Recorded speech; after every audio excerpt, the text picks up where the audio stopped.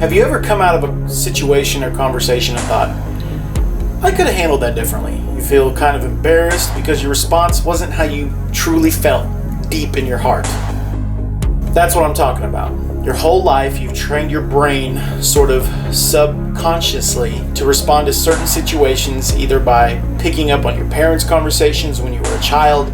Maybe you learned it at school with other kids reacting to situations because they learned it from their parents. The list goes on.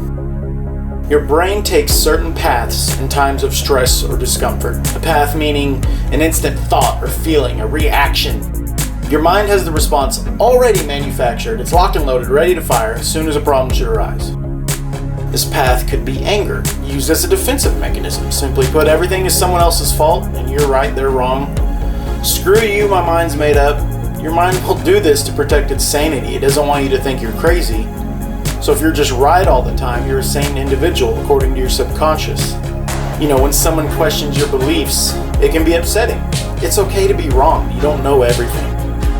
The path could also be fear. You're scared how someone might feel after the conversation if you speak your truth. If you do this in hope they won't be mad at you because you want everybody to like you. I mean, simply put, when you take the path of fear, nothing ever really gets solved. It gets moved to a later date for another time, even if you don't really want to, even if it kills you mentally.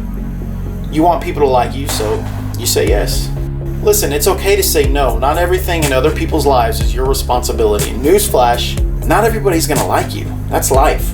What I'm saying is make sure you're taking care of yourself. Then you have the path of apathy. You choose not to care. This is a tricky one because, there's time to deploy apathy and a time not to. When the situation is internal, self-care is very important because if you don't take care of you, it goes back to the path of fear, and the problem just gets moved back to a later date. You no longer have control of yourself. You wake up one day, look in the mirror, realize you have no idea who you are. You put yourself on cruise control and miss every exit, every opportunity to improve because you just don't care. The time to use apathy is when the situation doesn't involve you. Not everything is about you, so why make it about you? Here, I'll give you an example. You're on the highway. The guy behind you doesn't like the fact that you're doing 5 over the speed limit. You're still going slow. You're still on their way. And so when they go around you, they flip you off. This has happened to most of you, trust me. You have no idea what kind of day that person is having and why they feel the need to do this, to choose the path of anger. And honestly, it shouldn't concern you.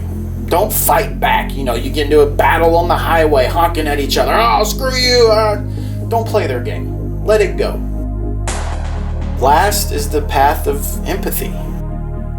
People who choose empathy know that they don't know, and it's okay to not know. You should want to understand why somebody is responding the way they are, and that it most likely has nothing to do with you. You don't have to fix every problem with your opinions. Not everybody grew up like you did, and that's not your fault, and it's not theirs either. People who choose the path of empathy in a given situation wish to gain perspective and understanding, and know that it's okay to disagree. Life goes on. Not everybody has to be like you and think the way you do. In today's culture, kindness and empathy is seen as a weakness. Trust me, my friends, being kind is always a boss move. Listen, life is simple. It's making choices and living with those decisions. All I'm saying is deploy a little more self-awareness and decide if you're choosing paths out of love or out of hate. Love for yourself and the world, and hate towards yourself and the world. When I say love more, hate less, that doesn't just mean love or hate everybody else. It also means having that conversation with yourself of, do I love myself? Trust me, you find what you're looking for. Hate is out there. It's all over the damn place. But if you look and think for more than just a second, you will find that love is abundant. It's everywhere. People just aren't looking for it.